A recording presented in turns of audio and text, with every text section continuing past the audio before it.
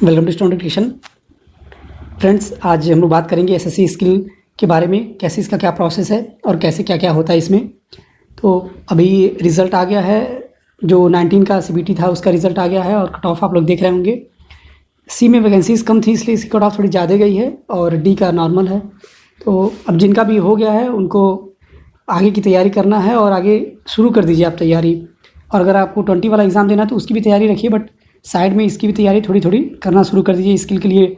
और typing speed बढ़ाना शुरू कर दीजिए इसकी भी। जो भी फ़ॉन्ट पे लेआउट पे आप करते हो, एसएससी ने जो 18 में दिया था कीबोर्ड का लेआउट, उसमें क्या था, रेमिंगटन CBI था और इंस्क्रिप्ट देवनागरी थी। तो ये दोनों फ़ॉन्ट चलते हैं। जिसको कृति देव आती है वो रेमिंगटन सीख सकता है, और जिसे कुछ भी नहीं आता है, दोनों में अभी टाइपिंग नहीं आती है, तो वो इंस्क्रिप्ट सीख ले, वो ईजी पड़ेगा और ये एसएससी में काम आ जाएगा। ठीक है। अब मेरा जो है 18 में DOPT में सिलेक्शन हो चुका है और 19 में मेरा दोनों क्वालिफाई है CND। तो चलिए बात करते हैं स्किल की। और मेरा CR रीजन से है तो मैं उसी का बता रहा हूँ, मेरा एक्सपीरियंस वहीं का है। बाकी और रीजन्स में भी सिमिलर प्रोसेस होता है स्किल का, कोई डिफरेंस नहीं है। और जो CR में होता है, इसमें स्किल के टाइम में ही आपका DV करा लिया जाता है। मतलब कि आपका जो डॉक्यूमेंट वेरिफिकेशन है वो स्किल के टाइम में हो जाएगा। आपको दोबारा डॉक्यूमेंट वेरिफिकेशन के लिए नहीं जाना होगा।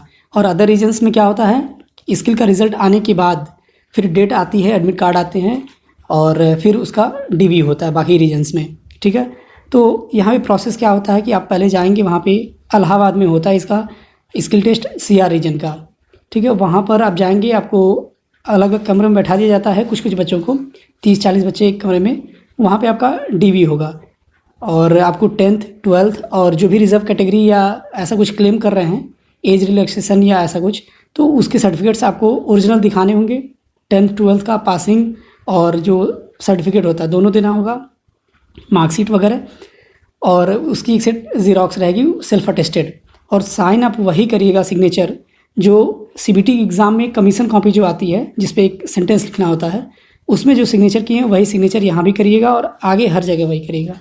तो सेम सिग्नेचर हो, कहने का मतलब ये है। तो आपका वहाँ डॉक्यूमेंट वेरिफिकेशन होगा और साथ में एक ऑप्शन फॉर्म आता है, यानी कि प्रेफरेंस फॉर्म। आप डिपार्टमेंट कौन सा, किस मतलब सीरीज़ में चाहते हैं, क्या प्रेफरेंस आप चाहते हैं, तो वो घर से ही फिल करके ले जाना होता है। तो वो अभी आएगा आगे, जब वो स्किल टेस्ट की बात आएगी तब। तो आप उसको फिल करके ले जाएंगे। DV के टाइम ही वो पूछते हैं क्या है आपका प्रेफरेंस, वो सब भरा जाता है। इतना होने के बाद आपको फिर लैब में ले जाया जाएगा, सिस्टम पर बैठाया जाएगा वहाँ पर, और वहीं पे आपको डिक्टेशन दिया जाता है। तो आपको अपनी तरफ से पेन पेंसिल जैसे भी जो लिखता है शॉर्ट हैंड, वो आपको खुद ले जाना है। नोटपैड वहाँ पे मिलेगा आपको, वो SSC के द्वारा प्रोवाइड किया जाएगा। और जैसे नॉर्मल नोटपैड होता है स्टोनो का, वही मिलेगा। फिर आप उसमें फ्री है कि उसमें पार्ट्स करना हो, डिवाइड करना हो उसको, पेज को, तो आप कर सकते हैं। फिर आपको 2 मिनट का जो है ट्रायल डिक्टेशन मिलेगा कि स्पीड क्या है, ऑडियो क्वालिटी क्या है, कैसी आ रही है, तेज़ है, धीरे है। तो उसके बाद से फिर कुछ देर बाद जो ओरिजिनल डिक्टेशन है 10 मिनट की, वो दी जाएगी। इसमें पैरा चेंज का कुछ ऐसा बोला नहीं जाता है नॉर्मली, और पिछले साल भी नहीं बोला गया था 18 वाले में। फिर जब ये डिक्टेशन ख़त्म हो जाएगी, उसके बाद आपको 10 मिनट दे जाएगा पढ़ने के लिए, और उसके बाद आपका 2 मिनट का ट्रायल होगा टाइपिंग में। यहाँ भी ट्रायल होता है कि सब कुछ देख लें सही चल रहा है नहीं, अगर कुछ गड़बड़ है, कीबोर्ड में कोई बटन नहीं काम कर रही है, तो आप उसको चेंज करा सकते हैं। फिर उसके बाद अपना टाइम स्टार्ट हो जाएगा, आप उसको टाइप करिए और लास्ट में सबमिट करने के बाद इन्विजिलेटर जो होंगे वो आएंगे, आप प्रिंट देंगे, आप उसको प्रिंट ला करके आपको देंगे। तो आप मिलाइएगा ही ज़रूर कि आपने जो मैटर प्रिंट किया, टाइप किया था, वही प्रिंट होकर के आया है। कभी कभी कुछ टेक्निकल फॉल्ट हो जाती है, तो इस वजह से इसको मिला करके फिर उस पर सिग्नेचर होगा। तो ये प्रोसेस रहता है स्किल का। तो आपकी टाइपिंग स्पीड भी अच्छी होनी चाहिए ताकि आप उसको विद इन टाइम, मतलब जितने टाइम होता है 55 मिनट या 65 मिनट, उसके आधे में ही कर ले लगभग, और उसके बाद उसको मिलाने का भी टाइम आपको मिल जाए। इसलिए टाइपिंग स्पीड अराउंड 40+ रखनी तो अच्छा रहेगा। 40 से नीचे है तो थोड़ा दिक्कत है, बट अगर 40 के ऊपर है, 45 या 50 अराउंड या 40+, तो आपको इसका बेनिफिट मिलेगा और टाइम भरपूर मिल जाता है। और ये आपके ऊपर भी है, जितनी एक्यूरेसी के साथ आप पढ़ लेते हैं अपना लिखा हुआ शॉर्ट हैंड, तो उस पर भी डिपेंड करता है। तो ये रहता है। और जो साउंड क्वालिटी है वो एवरेज रहती है, बहुत अच्छी नहीं कहेंगे और बेकार भी नहीं कहेंगे, बट एवरेज रहती है। अगर आपका कंसंट्रेशन है थोड़े बहुत, मतलब शोरगुल में अगर लिख लेते हैं हल्का फुल्का, तो अगर ऐसी कोई बैकग्राउंड नॉइज़ आती है, आप उसमें लिख लेते हैं, कंसंट्रेशन बना रहता है, तब आपको कोई दिक्कत नहीं होगी। तो इस चीज़ का आप थोड़ा सा ध्यान रखिएगा अपने इस टाइम प्रैक्टिस करते टाइम में, कि अगर थोड़ा बहुत बैकग्राउंड में नॉइज़ आ रही है और भी इस तरह का शोर हो रहा है तो उसको आप बर्दाश्त करिए या इग्नोर करिए, मतलब तो इससे आपका कंसंट्रेशन मतलब बढ़ेगा, जो मेन मैटर है उस पर करने का। तो इस तरीके से आप प्रैक्टिस रखिएगा। और जो मैटर का लेवल होता है वो मोर और लेस जो रामधारी गुप्ता खंड 1 है उसी के लेवल का रहता है। कुछ वर्ड्स या कुछ लाइन थोड़ी टफ हो सकती हैं जो खंड 2 का जैसा है, तो लेकिन अगर देखा जाए ओवरऑल तो ईजी ही रहता है, ईजी टू मॉडरेट रहता है, टफ नहीं जाता है ज़्यादा। बस कुछ वर्ड्स अगर आप अच्छे से तैयारी किए हैं, रामधारी गुप्ता खंड 1, खंड 2, पत्रिका, मैगज़ीन और एडिटोरियल हो गए, निबंध हो गए, ये सब अगर आप तैयारी किए हैं अच्छे से कई बार तो आपका इजीली हो जाएगा, आपको मैटर टफ नहीं लगेगा। क्योंकि सारे वर्ड्स जो आते हैं नॉर्मली आप लिख चुके होंगे, काफ़ी ज़्यादा वर्ड्स से आप मतलब रूबरू हुए रहेंगे, तो आपको नया नहीं कुछ लगेगा। और जो उसमें वर्तनी यानी स्पेलिंग होती है वो बहुत ज़रूरी होती है, वही मिस्टेक होता है। तो ये सब चीज़ का आप लिखते पढ़ते टाइम में, हिंदी अगर हैं हिंदी के, इंग्लिश है तो इंग्लिश के, तो उसका ध्यान दिया कीजिए कि उसकी स्पेलिंग क्या हो रही है, सब चीज़ों की, कौन सा शब्द कैसे बनता है, मात्रा कैसे लगती है, ये सब का आगे चल करके उसमें काम आता है। और स्पीड की बात करें तो फ्लैक्चुएट होती है थोड़ी बहुत स्पीड, इसलिए सेफ़ जोन में रहने के लिए आप जितनी भी स्पीड होती है मतलब 80 और 100, तो उससे 10 स्पीड एक्स्ट्रा ही आप लेकर के चलिएगा। मतलब जो डी का देने जा रहे हैं वो कम से कम 90 की स्पीड तो प्रैक्टिस करके ही जाएँ, उतनी स्पीड बना लें अपनी। और जो सी का देने जाएंगे वो 110 तक का बना लें, वरना दिक्कत हो सकती है, बीच बीच में कभी थोड़ी देर के लिए बढ़ जाती है स्पीड। तो अगर आपकी स्पीड अच्छी रहेगी, प्लस रहेगी, तो आपको भी बेनिफिट होगा, ईज़िली आप लिख लेंगे और पढ़ कर फिर टाइप भी कर लेंगे आराम से। तो ये चीज़ हुआ। तो मैटर लेवल नॉर्मल रहता है, मॉडरेट रख, अगर अच्छी तैयारी है तो कोई दिक्कत नहीं होगी। फ्लक्चुएशंस थोड़े बहुत होते हैं लेकिन डरने की बात नहीं है, तैयारी अच्छी है तो हो जाएगा। और ऑडियो क्वालिटी भी ठीक ठाक होती है। टाइपिंग फ़ॉन्ट क्या होता है तो वो आपका वही रेमिंगटन CBI और इनस्क्रिप्ट मिलेगा, ठीक। डॉक्यूमेंट की बात करें जो सिर्फ CR रीजन का होगा स्किल के साथ, तो उसमें 10th 12th और जो भी क्लेम करते हैं रिजर्वेशन का या और कुछ भी है उसका लगेगा, और कुछ नहीं एक्स्ट्रा लगेगा। और ID कार्ड तो नॉर्मल सी बात है।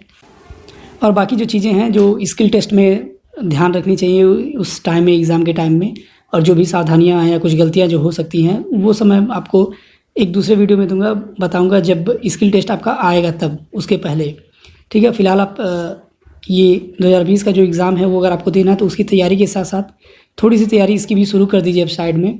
क्योंकि अब जो रिज़ल्ट आया अप्रैल में आया है, सॉरी मार्च में, तो अब इसके जो स्किल का एग्ज़ाम होगा वो जून जुलाई के आसपास या उसके बाद कभी हो सकते हैं।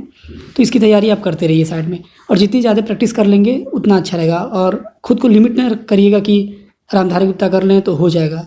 आपको एग्ज़ाम क्रैक करना है, कम से कम मिस्टेक्स लानी है, तो जितने ज़्यादा मैटर कर सकते हैं आप उतना करिए, जितने डिफरेंट जगह से सोर्सेज से कर सकते हैं उतना करिए।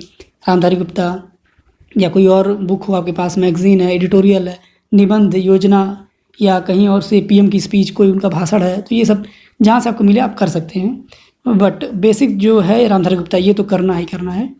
तो इस तरीके से है। और अब बात आएगी तैयारी की, तो तैयारी कैसे करें। तो जिनके पास कोई बुक नहीं है या जिनके यहाँ पर जहाँ भी वो रहते हैं कोई अवेलेबिलिटी नहीं है, तो आप इस पर कमेंट करिएगा, मैं आपको लिंक दे दूँगा रामधारी गुप्ता। और जो भी मेरे पास बुक्स की PDF की लिंक है वो मैंने बनाई है, मैं आपको प्रोवाइड कर दूँगा कमेंट सेक्शन में, और आप उससे प्रैक्टिस कर सकते हैं। और इस चैनल पे SSC के लिए सफिशिएंट डिक्टेशंस पड़े हुए हैं ऑलरेडी, रामधारी गुप्ता से, पत्रिका से, एडिटोरियल तो डेली आती है, आप जो जुड़े हैं इस चैनल से देख रहे होंगे। और बाकी जो लोग पहली बार आए हैं वो आप चेक कर लीजिए प्लेलिस्ट में जा करके, आपके नीट की सारी डिक्टेशंस वहाँ पड़ी हुई हैं, SSC के लिए और भी एग्ज़ाम्स के लिए हैं, तो आप देख लीजिए।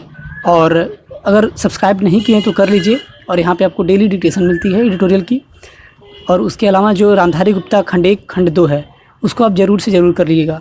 खंड 2 क्या है कि उसका 100 की वर्ड स्पीड से भी है, 80 से भी है। जिसकी स्पीड अभी नहीं है तो वो 80 से पहले करेंगे, फिर 100 से करेंगे, और 80, 100, 110, 120 तक की भी डिक्टेशंस यहाँ पर मौजूद हैं। रामधारी गुप्ता के अलावा OP शुक्ला की भी डिक्टेशंस हैं 100 की स्पीड से। फिर आपको निबंध की मिल जाएगी, जो हिंदी ऐसे आते हैं उसकी भी डिक्टेशंस हैं, जीवनी है, और एडिटोरियल के साथ साथ इन सब की आप जब प्रिपरेशन करेंगे तो प्रिपरेशन आपकी काफ़ी अच्छी हो जाएगी स्किल के लिए। तो फिर डरने की कोई बात नहीं रहेगी, कैसा भी मैटर रहेगा आप लिख लेंगे। तो तो जिनके पास सुविधा नहीं है कि कोचिंग की या ऐसा जा सकते हैं बाहर, तो वो आप चैनल से प्रैक्टिस कर सकते हैं। और एडिटोरियल जो है मान लीजिए अगर नहीं आती है तो अब जो पुरानी एडिटोरियल है उस सारे को भी आप प्रैक्टिस कर सकते हैं, तभी आपकी प्रिपरेशन अच्छी हो जाएगी। तो इस वीडियो में इतना ही है। Thank you.